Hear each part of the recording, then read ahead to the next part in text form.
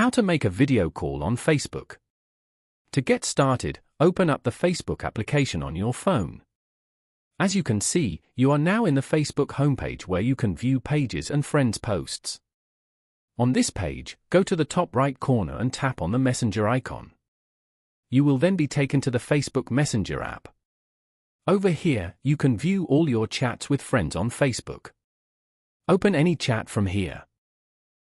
If you want to call this person on Messenger, then go to top right corner and tap on the call icon as shown. And if you want to video call instead, then tap on the video call icon beside it. This is the video call screen. You can turn on the speaker or mute from the bottom panel. You can also add filters and other effects from the options on the left. Tap on the red call button to end the call.